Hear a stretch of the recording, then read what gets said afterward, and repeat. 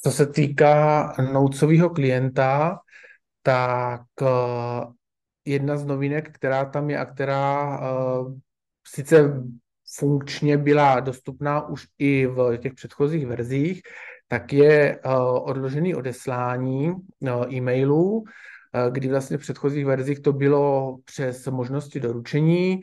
Z verzi 14 to přichází už do pruhu akcí, kde přímo přibylo tlačítko odeslat později. Navíc tady tato funkce z pohledu admina je v politice ve výchozím stavu povolená, takže pokud přiřadíte uživateli mailovou settings, tak odložit odeslání bude ve výchozím stavu povoleno. Druhá novinka, která je v Notesovém klientovi, tak je hromadná korespondence, kde je k tomu vyžadovaná šablona pošty ze 14kového domino serveru nebo ze 14kového klienta a Excel, kde je struktura, takže každý sloupeček, který v tom Excelu je a budete používat, tak prezentuje nějakou část políček komu, kopie na vědomí nebo předmět a co řádek, to jeden adresát. A ukážeme si to potom v demu, stejně tak, jak tu variantu pro odložení odeslání.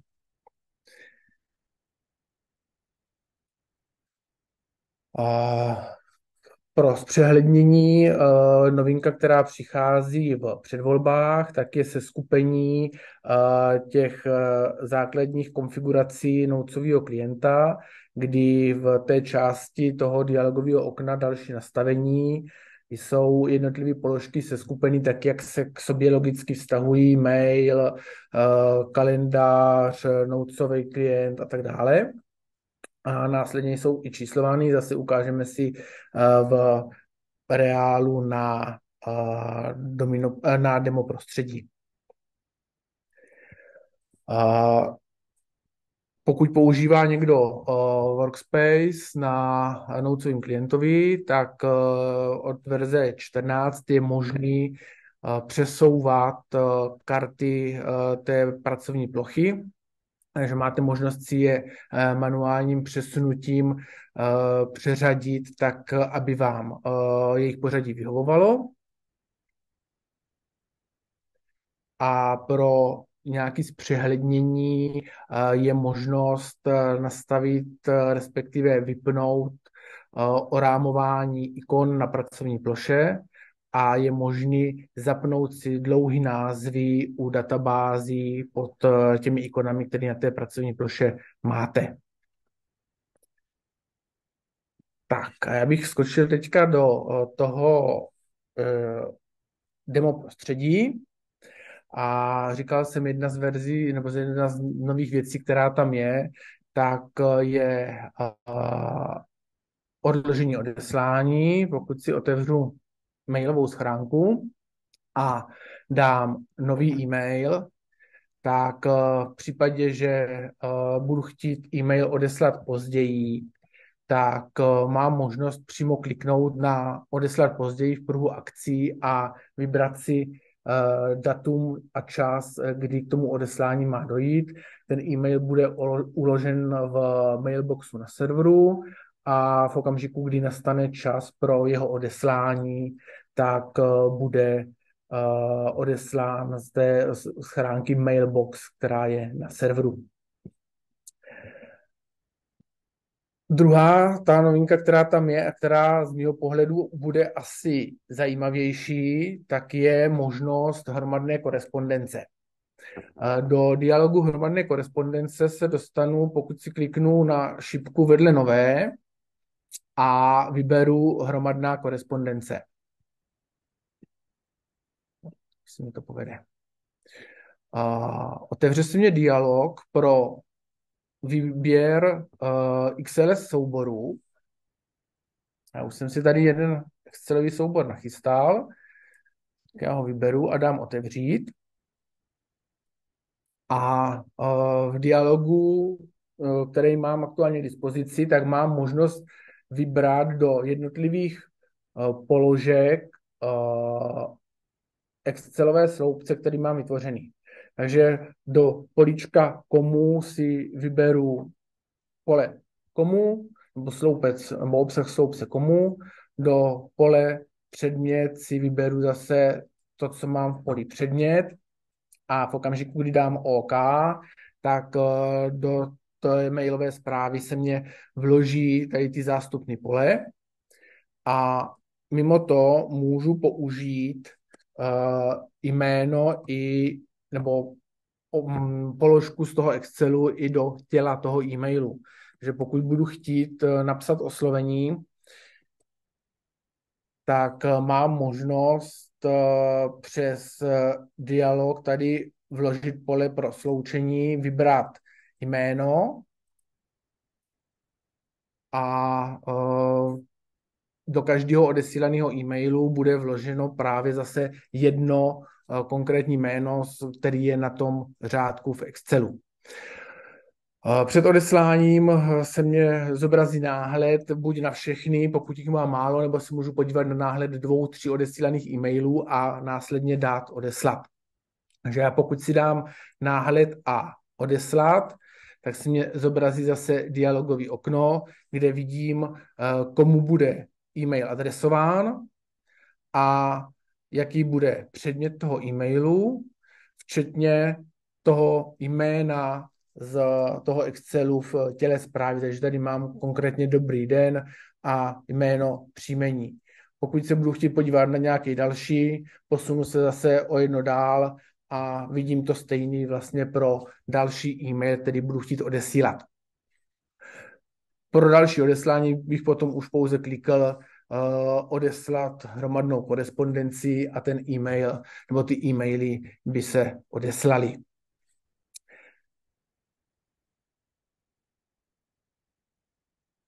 Tak, já tady to s dovolením zavřu, vrátím se na pracovní plochu a ukážeme si ještě vlastně z těch předvoleb, jak je tam nastavení právě pro to ohraničení těch ikon. Pokud půjdu do soubor a předvolby a vyberu si základní konfigurace klienta Notes, tak v dalším nastavení mám potom seřazený tak, jak to bylo vždycky, ale navíc tady nově mám seřazený podle jednotlivých kategorií a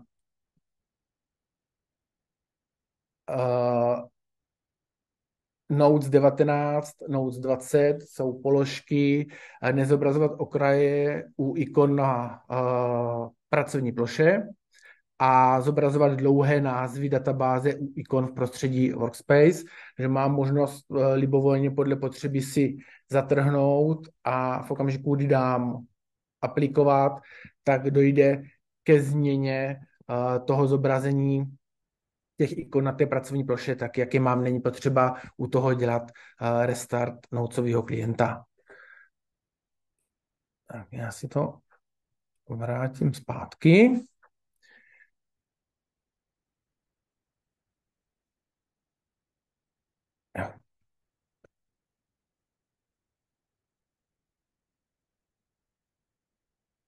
Vrátím zpátky, aplikovat, tak vypadá o něco lépe, když tam je to obrázkový pozadí. A pojďme se podívat na novinky nebo na některý z novinek v Domino serveru. Zase přehled těch novinek všech, včetně nějakých dalších popisů, je potom dostupný na tom odkazu, který budete mít v té prezentaci, který je zobrazený zde. A první, co nás bude zajímat, nebo adminy bude zajímat, tak na jakých operačních systémech je podporovaná ta nová verze Domina a Notesového klienta. Z pohledu těch nejčastějších operačních systémů, což jsou Windowsy pravděpodobně, tak je to Windows 2019 a 2022, samozřejmě v 64-bitové verzi. Potom jsou tam možnosti pro AX, IBM Power systémy a Red Haty 9.0 a novější. Co se týká noucového klienta, tak verze 14 je podporovaná pouze na verzi Windows 10 a 11. Z pohledu toho uživatelského Windowsového prostředí je podporovaná i na Windows 2019 a z pohledu operačních systémů na MacBookách, tak samozřejmě aktuální verze 14, ale i dvě starší verze, a to 13 a 12. A nevím, jestli to padlo u Petra, nicméně od verze noucového klienta 14 je tento podporovaný pouze v 64-bitové verzi. Pojďme na instalaci serveru.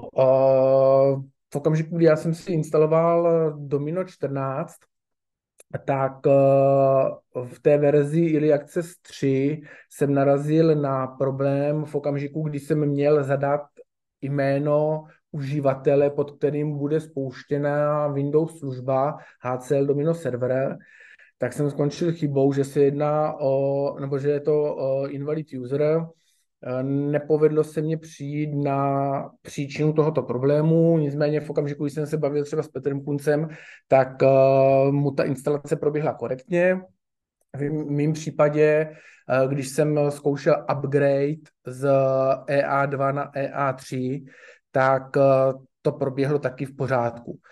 S tím stejným uživatelem, se kterým jsem měl při čisté instalaci problém, že je možný, že to je nějaká kombinace něčeho nastavení v operačním systému a té EA3 verze.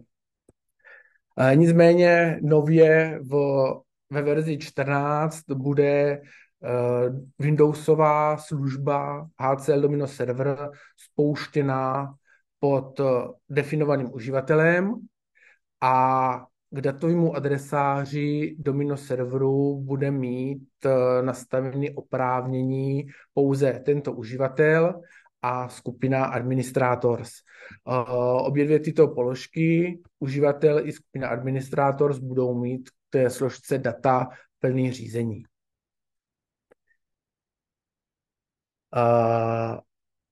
Jak jsem říkal, uživatel se nastaví i do Windows služby HCL Domino Server, která se bude spouštět pod tímto uživatelem a poběží v tom prostředí pod tímto uživatelem. V okamžiku, kdy nainstalujete a poprvé spustíte tu novou verzi, v mém případě to teda byl upgrade z té verze EA2 na EA3, tak byl vyžadovaný upgrade designu adresní knihy, že v okamžiku, kdy jsem dal yes, doběhlo, spustilo se to jako aplikace. V okamžiku, kdy po upgradeu spustíte nebo budete chtít spustit Windowsovou službu, tak pravděpodobně dostanete tuto chybovou hlášku. A ten problém je v tom, že v okamžiku, kdy se tam doplní to jméno toho uživatele, tak se tam vyplní nějaký fiktivní heslo a vy musíte jít do těch služeb a heslo pro ten účet, pod kterým má běžet HCL Domino server, zadat do dialogu konfigurace té Windowsové služby. Následně automaticky proběhne přidání oprávnění, aby tento uživatel mohl fungovat jako servisa nebo mohla být pod ním spouštěná Windowsová servisa a následně vlastně to Domino už bude startovat tak, jak jste byli zvyklí i z předchozích verzí v tom módu, kdy to běží jako služba a nemáte to jako aplikaci na tom prostředí toho operačního systému. Společně s poslední verzí nebo s aktuálně dostupnou verzí 14 Domino serveru je možný vybrat instalaci komponent Nomadverse, OneTime a Help. V okamžiku, kdy dáte, že chcete instalovat Domino Custom Enterprise Server. Nově tedy není potřeba už potom nebo po instalaci doinstalovávat VERS nebo Nomad do toho prostředí, ale je součástí těch binárek té instalačky toho Domino serveru. Umístění Notes.ini z verzí, a teď nevím, jestli už to bylo v tom Early Access 2, nebo jestli je to až v Early Access 3, dochází k tomu, že Notes.ini Domino serveru není v programovém adresáři, ale je přesunut do datového adresáře Domino serveru. Z pohledu Domino serveru a z pohledu běhu to v zásadě nemá žádný dopad. Vliv to může mít, co mě napadá, v aplikacích třetích stran, kde třeba je zadaná cesta k Notes.ini serveru, tak tam je potřeba myslet na to, že pokud nějakou takovou aplikaci máte, tak bude možná potřeba modifikovat cestu, kde se nachází soubor Notes.ini pro server. Šifrování FIPS 140-2 je přejmenován na AES a výchozí algoritmus teda je 256 bitů AES. Silnější šifrování pro internetové heslo, kdy v okamžiku, kdy nastane změna hesla u uživatele, tak nově bude toto heslo šifrováno přes SHA-256. Možnost opravy DAOSu v rámci Domino klastru, kdy v případě, že na jednom Domino serveru, který je v klastru, vám budou chybět některé přílohy nebo některé NLO soubory, tak potom, co doběhne DAOS Mogr Resins a ten katalog je synchronizovaný, tak se dá spustit příkaz tel DAOS Mogr Repair Object a provést vlastně doplnění chybějících nebo opravu chybějících souborů z druhého serveru v klastru. Týká se to opravdu pouze serverů v klastru, nefunguje to, pokud budete mít dva servery, kde jeden z nich by v klastru nebyl, tak tuto funkcionalitu není možné použít a je možné nastavit automatické spouštění v server dokumentů na záložce DAOS, potom je možnost dole zatrhnout Automatic Repair, kdy po doběhnutí DAOS Resins se automaticky spustí DAOS Mogr Repair. Správa šifrování databází. Doposud bylo možné na serveru nastavovat šifrování databází jednu po druhé. Od verze 14 je možnost vybrat více databází současně a v té pravé části v databases dole vybrat database encryption a vybrat nebo nastavit šifrování pro více databází s tím, že jedna věc je v dialogu to nastavit, ale následný reálný zašifrování proběhne až v okamžiku, kdy na tou databázi proběhne compact task. External email. Nově z verzi 14 možnost nastavit, že pokud do firmy přijde e-mail, který není z vaší domény, tak do položky předmět bude na začátek doplněný nějaký text, který si nadefinujete. Stejně tak může být doplněn před obsah toho e-mailu text, který si nadefinujete. Ta definice se provádí v konfiguračním dokumentu serveru na záložce SMTP router, restriction and controls a SMTP inbound controls.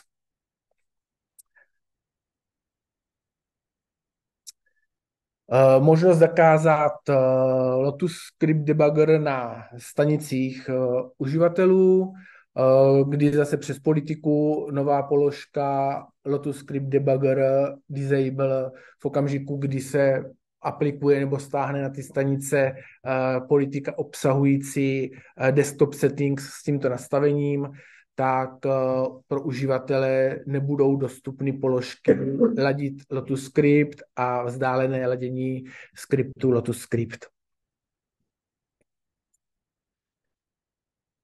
Admin Central. Admin Central je funkcionalita zase přicházející z verzi 14, která vám umožní správu uživatelů přes Notesovou aplikaci, buď z Notesového klienta, nebo případně z Nomádu, z webového. A aplikace jako taková běží na administračním serveru domény. Při prvním běhu administračního procesu se vytvoří databáze Admin Central NSF, která je na tom serveru a umožní následující operace. Jednak registraci nového uživatele, buď vyplněním formuláře, nebo importem z CSV souboru.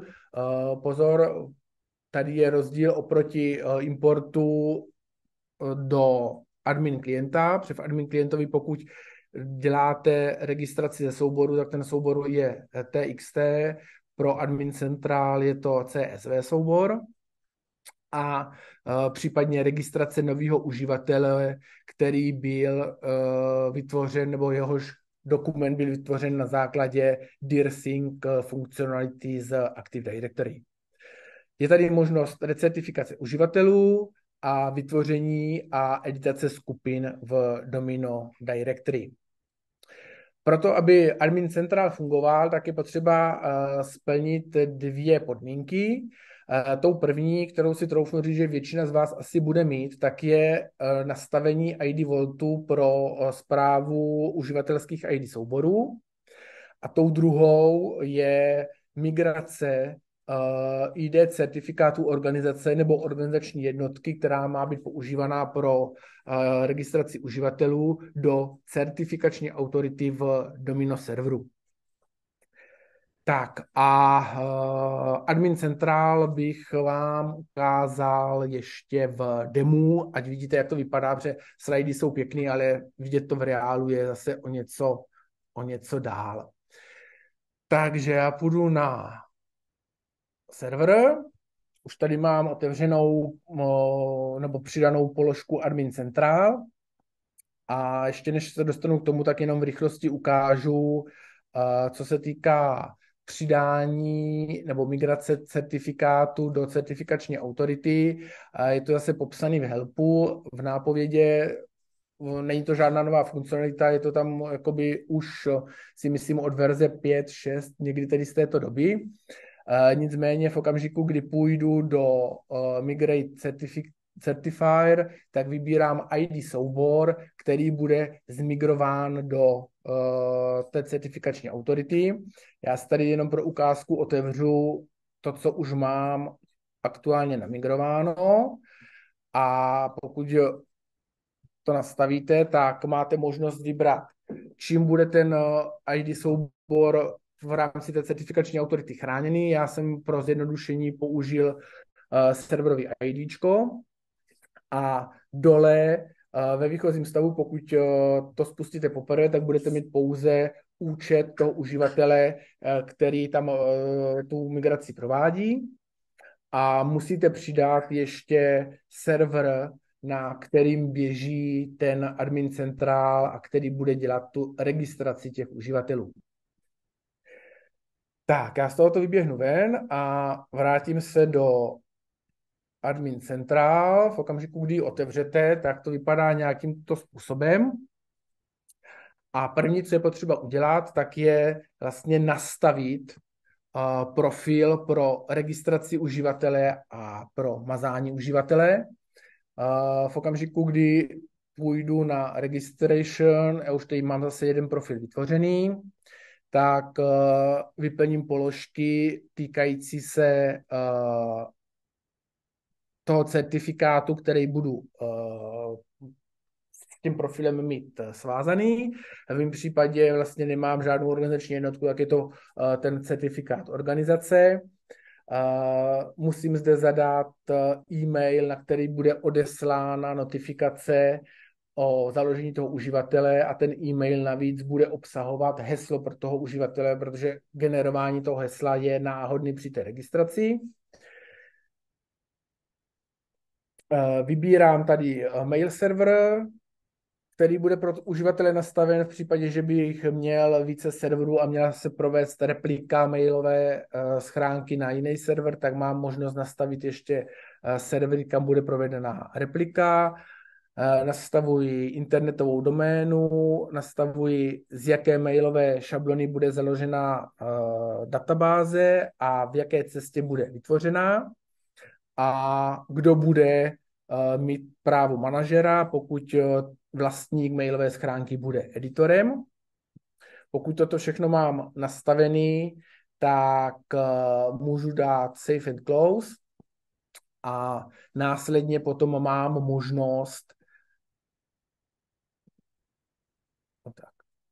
možnost přejít na tu ikonku těch dvou panáčků User and Groups a dát vytvořit nového uživatele vyplněním registračního formuláře. Vidíte, že v podstatě při tom zadávání nemám možnost zadat heslo, nemám možnost zadat žádné další parametry, zadávám prostě pouze jméno, zadávám příjmení toho uživatele, zadávám, nebo předvyplní se mě short name a předvyplní se mě mailová adresa a v okamžiku, kdy dám submit, tak dojde k odeslání do té certifikační autority nebo na ten server do fronty certifikační autority, která následně provede tu registraci. Podobným způsobem potom bych měl možnost udělat import z CSV souboru. Import z CSV souboru. Mám možnost vytvořit novou skupinu v adresní knize. Mám možnost recertifikovat uživatele, případně smazat uživatele, přejmenování nebo přesun pod nový certifikát, nahrátí ID souboru do ID Vaultu a modifikace skupin, přejmenování, modifikace existující skupiny, kde když si kliknu, vyberu si vlastně, jakou skupinu budu chtít modifikovat. Nevím, proč se mě nenačet. Aha, pardon, ne, modifikovat skupinu. Jo, select group.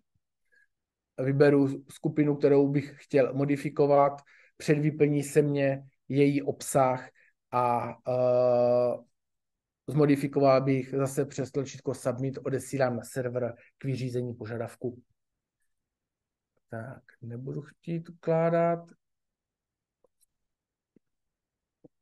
Z pohledu admin centrálu ještě jedna věc, která zde je a o které mluvil Petr v admin typech, že si vytváří na každé instalaci noucového klienta kouzelný tlačítko pro live konzoli. Pokud mám spuštěný admin centrál, tak mám možnost si otevřít konzoli serveru a jednak mám možnost zadávat komandy přímo na tu konzoli. Server. A dostanu obsah toho, co se vlastně vypsalo i na té konzoli. Pokud se přepnu, tak vidíte, že vlastně na konzoli serveru nevidím, dobře. Nicméně tady se mě vypsala a mám možnost si zapnout live konzoli. Že pokud já si tady dám, že chci zobrazit live konzoli, půjdu semka na konzolu a dám si tady task, třeba aby mě vypsal tasky, které na tom serveru běží a přepnu se zpátky do té live konzoli v rámci admin centrálu, tak mám ten seznam dostupný i zde. Takže od verze 14 v podstatě jsem schopen fungovat tímto způsobem, nemusím si úplně nutně dělat admin tlačítko, který osobně přiznám se, jsem používal taky poměrně často, protože kolikrát, když chcete jít na tu konzoli tak nemusíte spouštět admin klienta. Navíc admin tlačítko nebo to kouzelné tlačítko pro tu live konzoli vám fungovalo i na Macu, kde nebyl a není admin klient. Na Macu funguje i admin centrál, takže pro administrátory, kteří používají MacBooky, tak ta základní operace nebo ty základní operace registrace uživatelů, mazání uživatelů a tak dále je možný provádět už i z toho Macového prostředí.